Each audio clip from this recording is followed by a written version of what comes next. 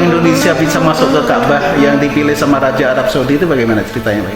Mungkin secara singkat kami atau saya ceritakan bahwa oleh raja, waktu itu raja namanya Raja Fahad bin Abdul Aziz yang sekarang sudah meninggal, kakak dari Raja Salman ya.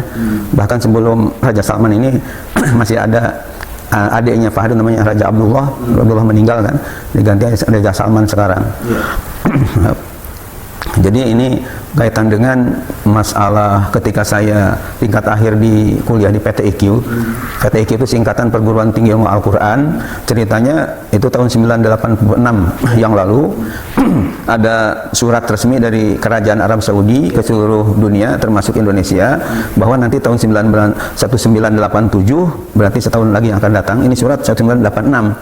Nanti tahun 987 Januari akan ada musabaqah hafalan Quran 30 juz dan tafsir bahasa Arab tingkat internasional yang diadakan di Mekah, ya dekat dengan Ka'bah. Bagi statusnya masih mahasiswa waktu itu? Masih Mahasiswa tapi dipilih oleh Indonesia. Ya, jadi ketika kan awalnya ketika ada surat dari Kerajaan Arab Saudi tadi yang saya tahu persyaratannya harus ada empat syarat gitu untuk menjadi peserta di tingkat sedunia itu internasional. Yang pertama jenis kelaminnya laki-laki, yang kedua usianya jangan lebih 30 tahun. Waktu itu saya masih usia 27 tahun itu ya. Yang ketiga harus sudah hafal Quran 30 juz di masing-masing negaranya, dan yang keempat harus fasih bahasa Arab dan ilmu-ilmu kaitan dengan Al-Quran, karena pertanyaan-pertanyaan dari Dewan Hakim penanya itu menggunakan bahasa Arab sehingga dialog itu pakai bahasa Arab. Maka setiap peserta yang dikirim ke sana wajib harus pandai bahasa Arab. Nah, ketika tahun 986 yang lalu, karena di Indonesia waktu itu belum ada musabaqah tafsir bahasa Arab, bahasa Inggris juga belum waktu itu, akhirnya waktu itu Menteri Agamanya ya almarhum Haji Munawir Sajali MA itu kebingungan mencari orang yang komplit persyaratan tadi. Gitu ya sebenarnya. Iya, karena mungkin mencari ke Gontor sana yang pinter bahasa Arab tapi kan nggak hafal Quran, kurang syarat. Ada ke Kudus waktu itu yang ceritanya apa hafalan Qurannya bagus-bagus tapi kan nggak pinter, mungkin nggak sehari-hari bahasa Arab. Jadi artinya untuk mencari satu orang tadi itu akhirnya ngirim suratlah ke berbagai provinsi untuk mengirimkan seleksi. Jadi setiap gubernur itu mengirimkan satu orang ke Jakarta untuk diseleksi di tingkat nasional. Jadi artinya pemilihan akhirnya ketemu Pak Kiai sendiri. Ya. Nah, ketika di tingkat nasional itu artinya di tingkat nasional di masing provinsi, karena PTIQ itu Perguruan Al-Quran Jakarta di Jakarta Selatan, jadi masih masuk ke DKI. Waktu itu gubernurnya namanya R. Suprapto, ya, yang istrinya namanya Ibu Suprapti. itu rupanya mengirim surat lah ke rektor PTIQ namanya Profesor Kiai Haji Bustami Abdul Ghani, minta supaya ada dari DKI ini, ya karena masuk ke DKI PTIQ-nya, supaya satu orang dipilih atas nama DKI. Nah, karena kan mencari, kalau ke IIQ ada lagi Institut Ilmu Al-Quran di Ciputat sana, cuman kan perempuan, nggak bisa, jenis kelaminnya harus laki-laki. Nah, akhirnya dari PTIQ lah dipilih. Jadi antar provinsi tadi akhirnya diseleksi, Pak Kiai mewakili DKI. Mewakili DKI atas menunjukkan dari PTIQ. Karena saya tingkat terakhir. Kebetulan waktu itu saya aktif di lembaga bahasa Arab bahasa Inggris, ditambah lagi sudah dinyatakan hafal Al-Quran 30 juz tahun 1986 itu, ditambah lagi oleh PTIQ sendiri diberi kepercayaan ngajar di 3 kampus, ngajar tafsir di 3 kampus sekaligus. Padahal masih saya status sebagai mahasiswa.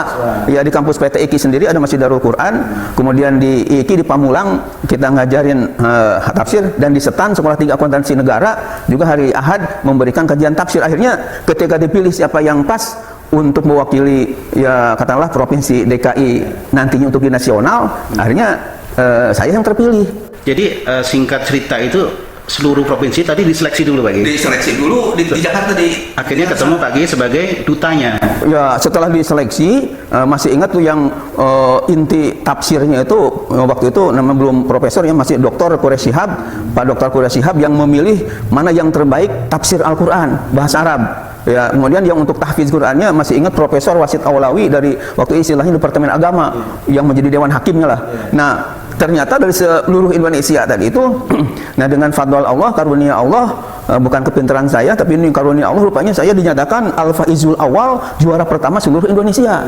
Sehingga berhaklah satu-satunya orang untuk menjadi duta negara RI di tingkat sedunia. Tahun 986. Nah, akhirnya 987 itu kita berangkatlah ke tingkat sedunia di Mekah. Ya, singkat cerita setelah lomba di sana, mungkin bagaimana ceritanya kok bisa Pak Kiai itu orang Indonesia yang diberikan hadiah khusus masuk ke Baitullah, ke Ka'bah itu kan nggak sembarangan. Saya ini masuk Ka'bah juga udah pernah Pak Kiai, tapi di Jirisma. Nah, kalau Pak Kiai kan masuk di dalamnya ya. Nah, kalau Pak Kiai masuk dalam Ka'bah ini kiblatnya seperti apa Pak Kiai? Jadi mungkin sebelum ke pertanyaan ini, jadi setelah kami atau saya ikut musabaqah tingkat sedunia di Mekah tadi, dan rupanya Raja Fahad yang memonitor kita ketika memberikan istilahnya jawaban-jawaban tadi, merasa terharu sehingga kayaknya perlu dikasih hadiah selain real juga ya syahadat takdir, ya, supaya artinya mungkin hadiah yang paling pas itu ya ini masuk ke dalam Ka'bah. Nah, akhirnya kita diberikan waktu lah untuk masuk kurang lebih 1 jam di dalam Baitullah itu. Berarti dikawal lagi? Dikawal oleh Berarti waktu Pak Kiai masuk dari kerajaan kemudian sampai ke Ka'bah itu pasti ada yang tanda tanya, ini siapa nih orangnya? Ya, bahkan saya mendengar sendiri ada ungkapan presiden dari mana ini? Rais itu Rasul Jumhuriyah kan presiden. Ini presiden dari mana atau raja dari mana? Nah, saya jawab dengan bahasa Arab, lastu raisan walakin al-mutasabiq fi Indonesia. Saya bukan presiden, bukan raja, akan tapi peserta musabaqah yang berasal dari Indonesia. Ya. Nah, itu jawaban saya, dan ada kata-kata terungkap di situ terdengar. Kenapa saya dikasih hadiah masuk Ka'bah tadi? Saya dengar ada khiyarun min khiyarin min khiyarin min khiyarin min khiyarin, sampai saya dengar sampai 5 kali diulang kata-kata min khiyarin min khiyarin min khiyarinnya itu. Kalau bahasa Indonesianya orang ini adalah pilihan dari pilihan dari pilihan dari pilihan dari pilihan. Mungkin maksudnya ya karena kita ketika musabaqah itu kan biasanya dari tingkat kecamatan dipilih untuk ke kabupaten. Kecamatan bagus, kabupaten dipilih bagus lagi ke provinsi. Provinsi juara pertama lagi terpilih untuk ke nasional. Nasional baru ke internasional. Nah, itu jadi alasannya karena ini orang pilihan-pilihan tadi, ya wajar katanya kalau diberi hadiah ya masuk ke dalam Ka'bah. Nah, ketika kita masuk ke dalam Ka'bah tadi kaitan dengan pertanyaan bagaimana kiblatnya. Jadi saya sendiri alhamdulillah sempat sholat selain berdoa ya yang agak puas lah di sana karena 1 jam itu cukup lama. Kemudian juga sholat yang seingat saya 2 kali sholat itu. Ya 2 kali 2 rakaat itu. Yang pertama ke arah barat, yang kedua ke arah utara itu. Ya. Ada petunjuknya situ Pak, barat, utara itu. Ya perasaan aja. Tapi nggak ada tanda ya berarti. Ada. Semua sisi sama. Jadi di sana itu dalam hukum fikih itu. Karena kita berada di Ka'bah, ke sana ke Ka'bah, ke sini ke Ka'bah, ke sini ke Ka'bah. Kan ayat Qur'annya fawalli wajhaka satral Masjidil Haram. Ya, arahkan wajahmu ke arah Masjidil Haram, ke sini Masjidil Haram, ke ini Masjidil Haram. Ya, apalagi tentunya di alam Ka'bah. Maka oleh karena itu kalau kaitan dengan pertanyaan tadi ke arah mana ketika kita di dalam Ka'bah misalnya menghadap, ya jawabannya ke arah manapun tetap dipandang sah. Ya, tidak harus ke sini misalnya, ya. Ada jurusan satu nggak? Ya seperti di luar Ka'bah aja, yang penting ke Ka'bah aja, mau di sini mau di sana itu terserah, yang penting Ka'bahnya dihadapi. Subhanallah. Jadi ini memang luar biasa Pak Kiai ya, orang Indonesia yang masih muda waktu itu diberikan hadiah. Biasanya kan masuk Ka'bah ini rata-rata presiden ya atau raja yang punya apa ya, yang punya otoritas ya istilahnya. Cuman yang saya dengar dari raja itu ya dengar katanya kenapa ini yang peserta, katakanlah saya dari desa ya, saya ini orang kampung dari desa, anak petani juga, kenapa dikasih hadiah seperti ini ya, yang saya dengar begini, selama ini katanya kami memberikan hadiah masuk Ka'bah itu kepada raja atau presiden itu.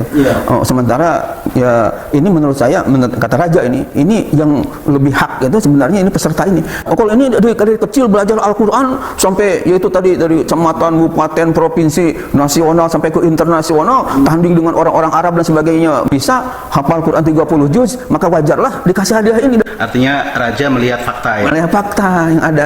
Dan itu menurut saya bagus kan. Karena kita kan orang kecil seperti ini untuk bisa masuk ini ya Kalau enggak seperti ini, kapan lagi gitu? Dan merupakan anugerah lagi. Bahkan Pak Anda Haji Andre, ketika kita bertemu dengan orang yang sudah mukim di Mekah 10 tahun, bahkan kuliah di Ummul Qura, di Universitas Ummul Qura yang terkenal lah di Mekah, ketika ditanya udah masuk Ka'bah belum selama katakanlah belasan tahun di sini, katanya belum. Sebab kalau nggak ada izin dari raja ya nggak bisa. Ya pintu kan digebok terus. Kecuali masuk izin Ismail, itu kan masuk Ka'bah juga ya, cuma di luar. Kalau Haji Ismail ya bisa. Bangunan yang tidak cukup istilahnya sebenarnya.